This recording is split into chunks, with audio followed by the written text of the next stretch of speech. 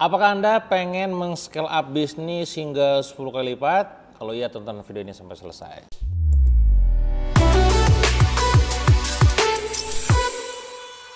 Teman-teman, pastinya setiap di antara kita bagi seorang pengusaha pengen banget bisnisnya bertumbuh. Bertumbuh ini macam-macam nanti pertumbuhannya. Ada yang namakan dengan stabil growth, ya tumbuh secara stabil, artinya kurva penjualannya tumbuhnya mungkin cuma di angka 10, 20, 30% setiap tahunnya gitu ya. Ada yang mengalami kondisi decline growth di mana tumbuhnya ke bawah, artinya sedang mengalami penurunan ya. Atau extreme growth yang memang naiknya adalah di angka 2 sampai 10 kali lipat. Dan di antara itu semua, di extreme growth ada yang namanya exponential growth, ada yang namanya adalah extraordinary growth. Exponential growth artinya naiknya adalah 2 kali lipat, extraordinary growth adalah lebih dari 2 kali lipat. Misalkan katakanlah 10 kali lipat. Nah, pertanyaannya adalah kalau Anda memang pengen benar-benar tumbuhnya itu hingga di angka 10 kali lipat, nah maka Anda perlu melakukan yang namanya scale up. Karena nggak bisa dipungkiri gitu ya, untuk bisa hasil besar kita harus membesar. Maka pertanyaannya adalah apa itu scale up? Nah, sesuai dengan apa yang disampaikan sama saya barusan, scale up artinya membesar. Pertanyaannya adalah apa yang membesar, Kang? Bukan cuma sekedar omsetnya saja, tapi juga operasionalnya. Anda harus pikirkan gimana caranya gitu ya untuk bisa naikin omset hingga di angka 10 kali lipat, operasionalnya bisa benar-benar dieksekusi dengan baik. Jangan sampai nanti acak-acakan. Anda katakanlah punya bisnis kuliner gitu kan. Pada saat ngurusin satu cabang dengan 10 cabang, bahkan 100 cabang, tentu itu berbeda. Termasuk juga di ranah produksinya dan supply chain-nya. Jangan sampai Anda nanti iklan digenjot gila-gilaan. Pada saat datang ke toko Anda ataupun outlet Anda, produknya nggak ada karena supply chain-nya acak-acakan.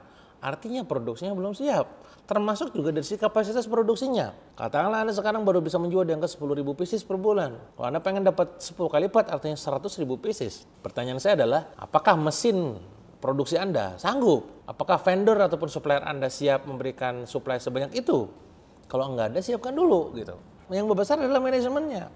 Yang awalnya cuma sekedar staff, naik jadi middle management, ada supervisor, naik lagi jadi top management, berarti kan ada yang namanya manager, C-level dan seterusnya. Ini beda. Nanti bakal ada yang namanya KPI, SOP, ya, dan macam-macam. Ini beda banget cara mainnya dengan mereka yang bisnisnya baru mulai. Termasuk juga marketingnya. Bagaimana cara Anda mengakuisisi customer baru, bagaimana Anda meningkatkan konversi penjualan mereka yang datang, bagaimana meningkatkan repeat order, bagaimana yang udah beli bisa beli lagi, ya. Bagaimana orang yang sudah beli bisa ngomong ke teman-temannya. Itu mekanisme marketingnya seperti apa. Maka sekali lagi saya sampaikan kepada Anda, kalau Anda memang benar-benar pengen scale up, fokuslah pada pondasi dan penyebabnya, bukan hasilnya. Apa hasilnya? Hasilnya adalah omset. Dan itu pula yang menyebabkan akhirnya kenapa banyak orang yang pengen scale up, hasilnya ujungnya adalah scale down. Kenapa scale down? Karena mereka nggak paham kuncian-kunciannya.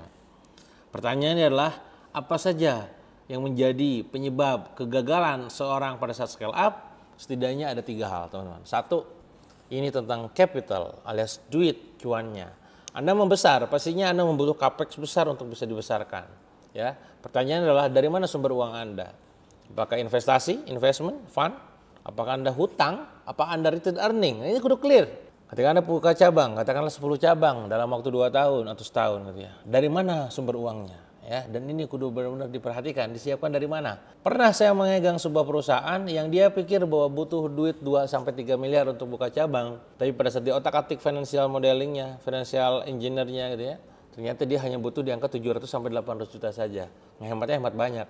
Karena kita mainkan financial cash flow-nya gitu. Nah, ini harus tahu kapitalnya seperti apa. Kedua adalah capacity, kapasitas produksi, kapasitas gudang, termasuk juga apakah kita pantas dititipkan oleh Allah untuk bisa dapetin angka besar itu tentang kapasitas ya. Dan yang ketiga adalah kompetensi. Seringkali kita nggak paham tentang ilmu-ilmu setiap bidangnya itu. Maka pastikan setiap divisi ataupun departemen diisi oleh orang-orang penting yang memang paham tentang bisnis. Gak cuma sekedar nyusahin kita. Kayaknya kalau ada apa-apa nanya. Ini gimana sih? Gue tuh rekrut lu supaya lu mikir gitu bahasanya. Nah, jangan sampai seperti itu ya. Nah, 3 itu adalah menjadi faktor kenapa akhirnya scale up bisa jadi gagal dan jadi scale down. Nah, maka apa saja kunci yang harus diperhatikan gitu ya? Ada 5, teman-teman. 1, speed alias kecepatan. Maka di era sekarang yang cepat mengalahkan yang besar. Tugas Anda pengen scale up ketika Anda sudah menyadari bahwa ini adalah waktunya scale up, maka Anda harus segera mungkin cepat dalam melakukan adaptasi dengan zaman, cepat dalam melakukan inovasi dengan berbagai macam produk, cepat dalam melakukan eksekusi di setiap strategi yang sudah ditetapkan, termasuk juga cepat dalam melakukan kolaborasi besar dengan orang-orang yang memang ataupun lembaga yang memang bisa potensial. Intinya adalah cepat itu penting. Yang kedua, apa itu? Sistem. Anda perlu membangun yang namanya sistem. Kebijakannya seperti apa, struktur organisasinya seperti apa, SOP, KPI, Key Performance Indicator-nya seperti apa, atau pakai OKR katakanlah, di mana kita posisinya adalah semua mengukur by angka. Ketika Anda menanya ke tim Anda tentang angka, Anda harus dijawab dengan angka juga. Berapa keluar angka? Jangan iya alhamdulillah doain aja, gak ada begitunya tuh ya. Pokoknya ini harus semua clear tentang sistem ya. Yang ketiga adalah super team. Super team ini adalah tentang tim. Maka Anda harus punya orang-orang memang gak cuma sekedar resah di bawah sendirian. Tapi layer-layernya, staffnya gimana, middle managementnya gimana, si levelnya seperti apa. Ingat, people is cost tapi right people is asset. Maka investasilah pada right people. Ya. Anda gak usah khawatir, katakanlah mereka gaji besar, minta gaji besar. Selama nyampe targetnya sikat aja gitu. Gak ada gaji yang besar, gak ada cost yang besar. Yang ada adalah target yang tidak tercapai. Dalam bisnis tidak ada yang namanya Superman, yang ada adalah super team. Maka bangunlah super team yang memang pantas untuk bantu Anda scale up. Yang keempat adalah sinergi. Bisa dipungkiri teman-teman semua ya, semakin banyak bersinergi semakin berenergi. Maka lakukan sinergi dengan banyak pihak. Apa aja itu? Sinergi dengan tokoh, dengan media, dengan komunitas, dengan perusahaan besar, dengan kawan-kawan UMKM dan masih banyak lagi. Termasuk juga bisa jadi kolaborasi dengan influencer dan juga para konten kreator. Nah, kenapa no collapse? Maka lakukan sinergi kolaborasi sebanyak mungkin. Nah, yang terakhir nomor 5 adalah spiritual. Ini poin pentingnya, gitu ya. Di mana ini menjadi energi tersendiri. Kenapa Anda scale up? Ya, ini ingin bermanfaat buat banyak orang, ingin membuka lapangan pekerjaan lagi, ingin bisa bersedekah lebih banyak dan macam-macamnya itu jadikan sebagai tenaga energi Anda untuk bisa melakukan scale up.